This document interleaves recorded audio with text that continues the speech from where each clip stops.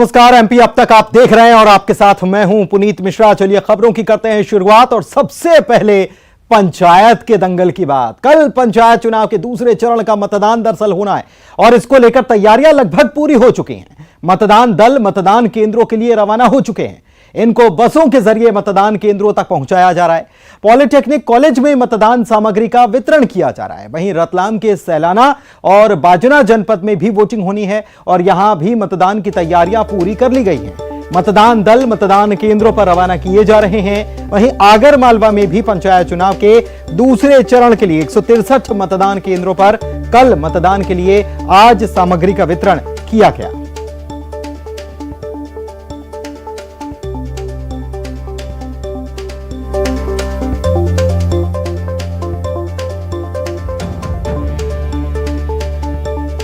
तो पंचायत चुनाव का यह दूसरा चरण है और इसमें 49,000 से ज्यादा जवानों की तैनाती सुरक्षा के मद्देनजर की जा रही है। 47 जिले हैं जिसमें चुनाव होने हैं। सरपंच के लिए 7,655 पद पर वोटिंग है। पंच के लिए 22,451 पदों पर मतदान होना है।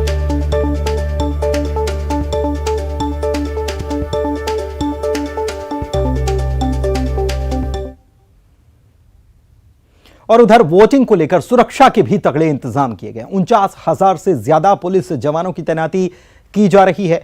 इस मुद्दे पर राज्य निर्वाचन आयोग के सचिव राकेश सिंह से बात की हमारे संवाददाता ने। स्तरीय पंचायत चुनाव के दूसरे चरण का मतदान कल होना है और मतदान को लेकर किस तरह से प्रदेश भर में तैयारियां की गई, इस वक्त हमारे साथ राज्य निर्वाचन आयोग के सचिव राकेश सिंह है, उन्हीं से जानेंगे। सर, अब दूसरे चरण का जो मतदान है कल 1 जुलाई को होना है, तो मतदान को लेकर किस तरह से तैयारियां 47 जिलों में की गई हैं? देखिए, आज हमारी सभी मतदान दल रवाना हो गए हैं और मतदान केंद्रों में पहुँच गए हैं। कल जो हमारा निर्वाचन है वो 47 जिलों के 106 जनपदों में, जिसमें 7,373 पंचायत क्षेत्र हैं, उनमें कल निर्वाचन हो रहा है। और कुछ पंचायतें ऐसी भी हैं जहां सरपंच का निर्वाचन नहीं, तो उनकी संख्या ज़्यादा है।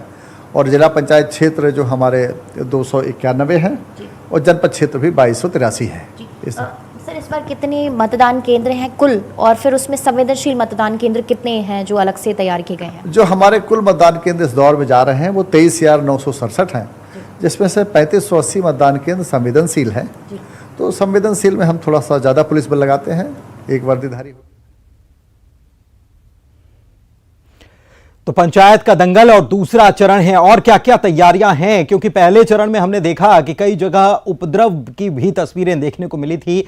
तो ऐसे में चलते हैं सीधे, रंजना हमारी सहयोगी भोपाल से लाइव जुड़ चुकी हैं, सीधे उन्हीं से जानते हैं कि पिछले चुनाव से क्या सबक लिया जा रहा है। क्योंकि पहला चरण, रंजना, हमको याद है कि कुछ घटनाएं सामने आई थी, खासतौर पर चंबल के इलाके में। ऐसे में 47 जिलों में इस बार भी दूसरे चरण का दंगल होने जा रहा है। क्या और तैयारियां की गई हैं, किन बातों का खास ख्याल रखा जा रहा है?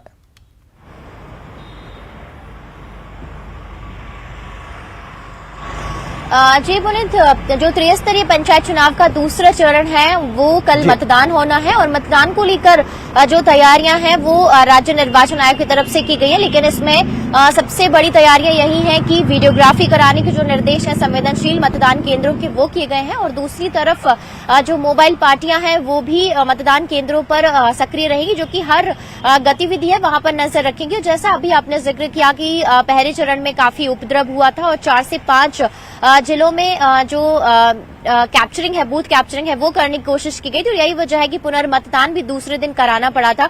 इसको लेकर भी मध्य प्रदेश में अगर कहा जाए कि राज्य निर्वाचन आयोग की तरफ से ऐसी कार्रवाई की गई है जो कि इससे पहले शायद ही की गई है पुनीत, क्योंकि जिन्होंने भी बूथ कैप्चरिंग करने की कोशिश की थी उन आरोपियों को चिन्हित किया गया और उन पर करीब 5,02,000 रुपए का जो जुर्माना है वो लगाया गया। तो ऐसे में इस कार्रवाई के बाद जो भी जुर्माना लगाया गया, अगर वो जुर्माना नहीं भरेंगे तो उनके जो मकान है उसको तोड़ने को लेकर भी जो नोटिस है वो जारी किए गए। ऐसे में आरोपियों के मन में थोड़ा सा डर जरूर अभी पहले चरण के बाद से जरूर ये आया होगा कि अगर इस तरीके से कोई उत्पात मचाने की वो कोशिश करेंगे तो जुर्माने के तौर पर जो बड़ी राशि है वो उनसे वसूली जाएगी और दूसरी तरफ उनके जो घर हैं उनको तोड़ने की जो कार्रवाई है वो भी की जाएगी, जैसा कि मुरैना जिले में देखने को भी मिला है, क्योंकि घरों पर बुलडोजर भी चला है। दूसरी तरफ भिंड जिले के 4 आरोपियों को चिन्हित किया गया, जहां पर पुनर्मतदान के दौरान जितनी भी राशि खर्च की गई उस पर उनको 5-5 लाख लाख रुपए का जो जुर्माना है वो लगाया गया। ऐसे में जो उत्पात मचाने वाले लोग हैं उनके मन में जरूर थोड़ा सा डर पैदा हुआ होगा और ऐसे में यही उम्मीद की जानी चाहिए कि जिस तरीके से राज्य निर्वाचन आयोग ने सख्ती दिखाई है और दूसरे चरण के मतदान को लेकर 49,000 से ज्यादा जो पुलिसकर्मी तैनात किए हैं, तो उम्मीद यही है कि शांतिपूर्ण तरीके से मतदान हो और इस बार जो बूथ कैप्चरिंग की घटनाएं हैं उसमें कमी देखने को मिले और लोग बढ़ चढ़कर मतदान में हिस्सा लें। जैसा कि पहले चरण में महिलाएं बढ़ चढ़कर घरों से बाहर निकली थी और उन्होंने जमकर मतदान किया था। पुनीत,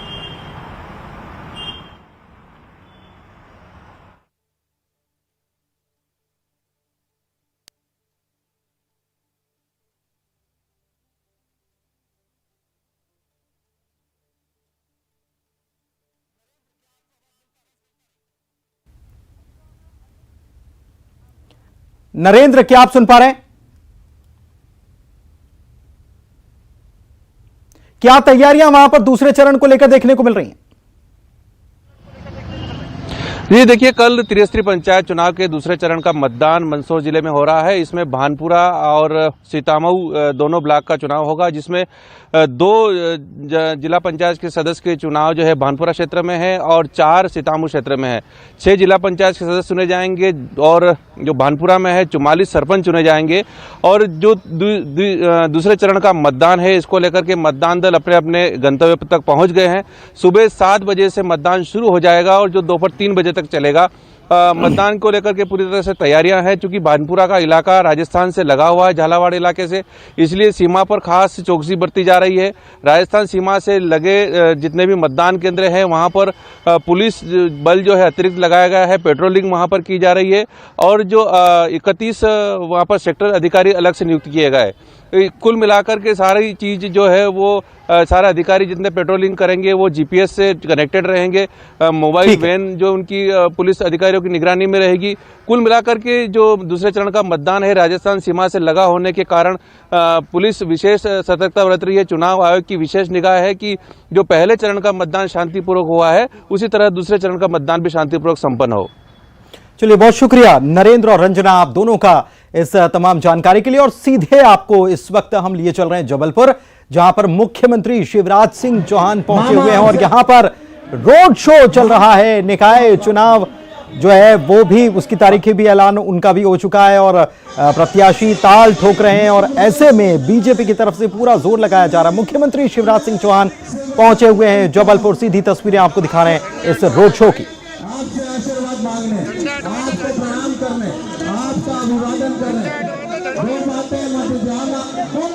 बन्ना सिंह चौहान और कमल का फूल आपसे आशीर्वाद मांगने, आपके पीछे आपके आशीर्वाद चौहान जी, हमारे जनगण के लोकप्रिय नेता, गरीबों के मसीहा श्री शिवराज सिंह चौहान जी, मामा आपसे उपस्थित हुए हैं। आज हम आशीर्वाद मांगते हैं।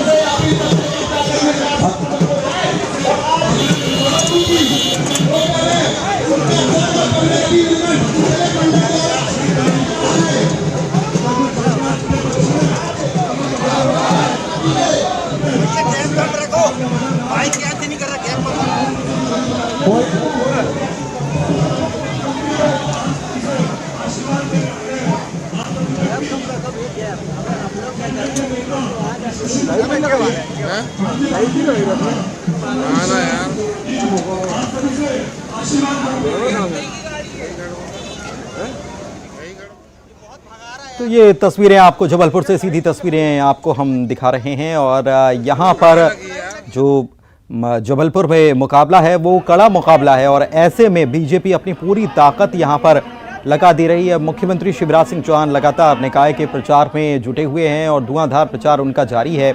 आपको बता दें कि सीहोर में भी आज मुख्यमंत्री पहुंचे हुए थे। इसके अलावा विदिशा भी पहुंचे हुए थे, वहां पर भी उन्होंने जनसभा की। सीहोर में उन्होंने रोड शो किया और इसके पहले खंडवा, उज्जैन, भोपाल में भी मुख्यमंत्री का रोड शो देखने को मिला था। तो यहाँ पर आप देख सकते हैं तस्वीरें कि गोपाल भार्गव भी नजर आ रहे हैं, साथ में सांसद राकेश सिंह भी नजर आ रहे हैं।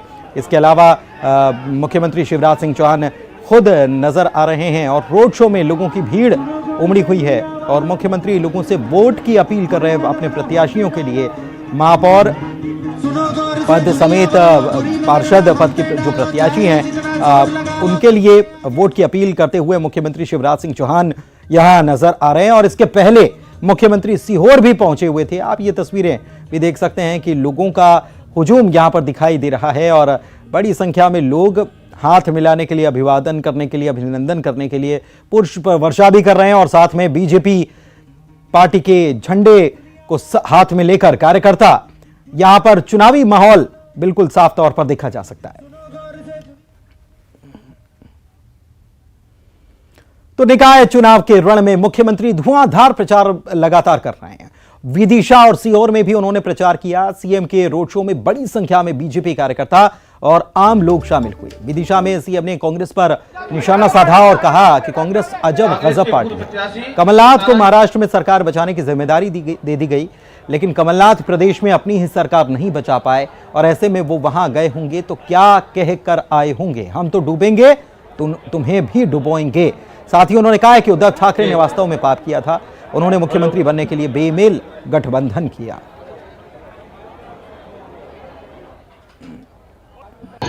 विकास और जनता के कल्याण के लिए आप भारतीय जनता पार्टी का साथ दीजिए। मेरे बहनों और भाइयों, देखो, विधायक भारतीय जनता पार्टी का नहीं, कई विकास के काम बाधित हो गए। अब ये नगर पालिका की कड़ी मुझे चाहिए। पैसे की कमी मैं नहीं आने दूंगा, लेकिन पैसा अगर जमीन पे लगाना है तो मैं सीधे नहीं आ सकता। मैं पैसा स्वीकृत कर सकता हूं।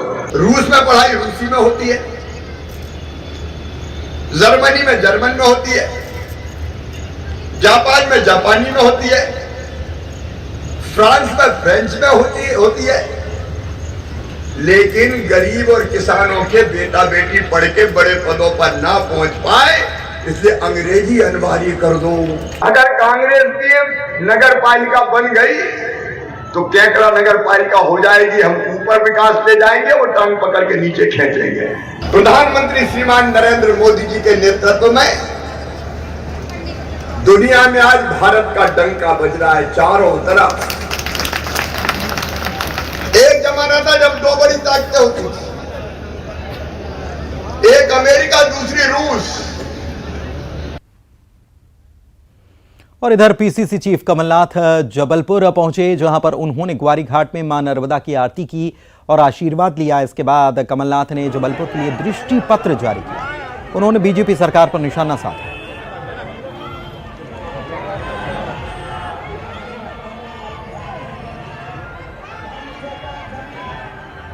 कि स्मार्ट सिटी किस प्रकार से एक माध्यम बन गया, केवल जबलपुर की बात नहीं है, पूरे प्रदेश की एक माध्यम बन गया भ्रष्टाचार। ये देखिए, ये घोषणा कर गए, ये घोषणाओं की राजनीति।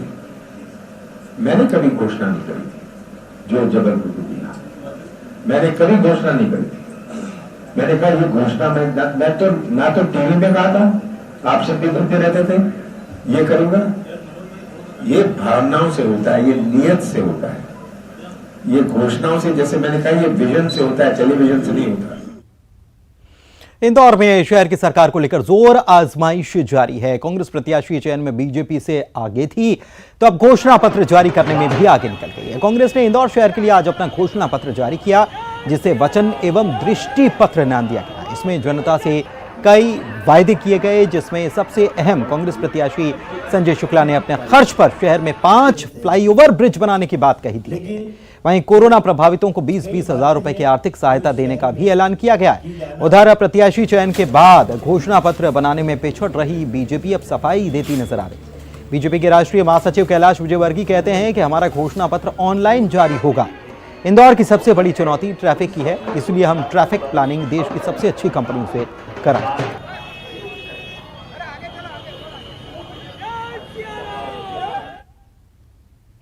इधर नगरीय निकाय चुनाव को लेकर गुना पहुंचे जिले के प्रभारी मंत्री और मध्य प्रदेश के ऊर्जा मंत्री प्रद्युम्न सिंह तोमर ने बीजेपी प्रत्याशियों के पक्ष में नुक्कड़ सभा की और जनसंपर्क किया। इस दौरान तोमर ने जनता से अपील की कि बीजेपी को वोट दीजिए और अगर दूसरे को वोट देंगे तो देश में अलगाववाद और आतंकवाद फैलेगा।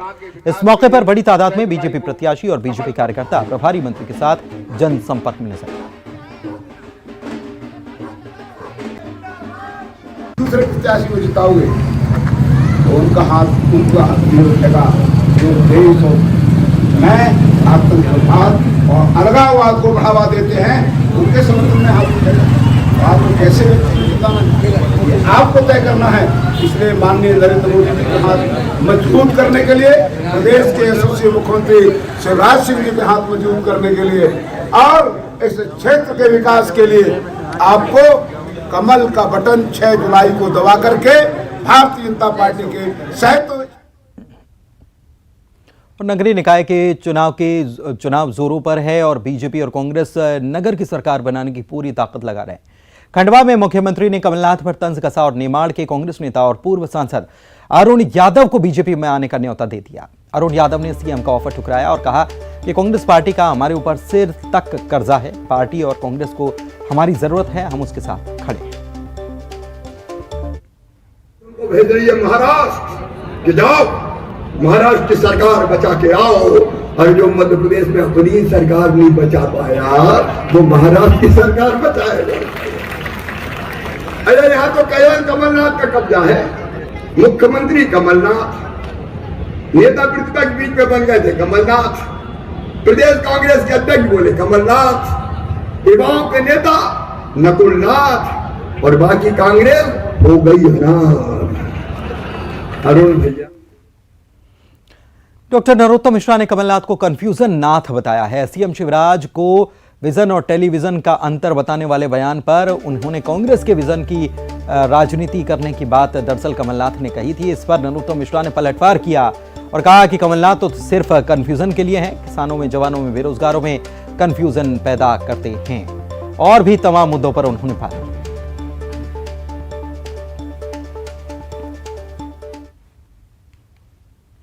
प्रदेश के पुलिस कर्मियों को जल्द सौगात मिलेगी। गृह मंत्री ने कहा है कि नक्सल विरोधी अभियान में लगी हॉक फोर्स को 6ठे वेतनमान का 70% भत्ता दिया जाएगा। भत्ता 13,000 से बढ़ाकर 36,000 रुपए किया जाएगा। नक्सल अभियान में तैनात इंटेलिजेंस शाखा को भी हॉक फोर्स की तरह 36,000 रुपए विशेष भत्ता दिया जाएगा। प्रदेश सरकार होमगार्ड्स को भी सौगात देने जा रही है। होमगार्ड्स को 3 साल में 2 महीने का कॉल ऑफ दिया जाएगा।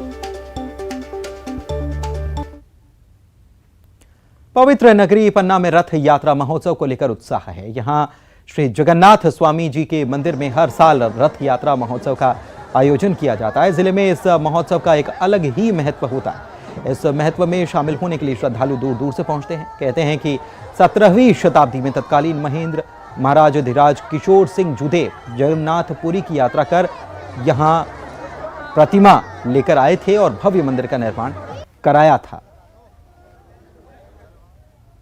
जहां एक और कई जिलों में जोरदार बारिश हो रही है तो वहीं कई जिले अब भी भारी गर्मी और उमस से परेशान हैं। हम आपको दिखाते हैं टीकमगढ़ के निवाड़ी की तस्वीरें, जहां गर्मी और उमस से भारी परेशानी हो रही है और ऐसे में एक बंदर ने पानी की टंकी में जमकर स्नान किया। टंकी में बंदर का नहाने का वीडियो खूब वायरल हो रहा है। आपको बताएं कि नगर में बंदरों के आतंक से लोग परेशान हैं। छतों पर रखी पानी की टंकी और सामान को वो नुकसान पहुंचा रहे हैं। और इसी के साथ एमपी अब तक के इस बुलेटिन में फिलहाल इतना ही।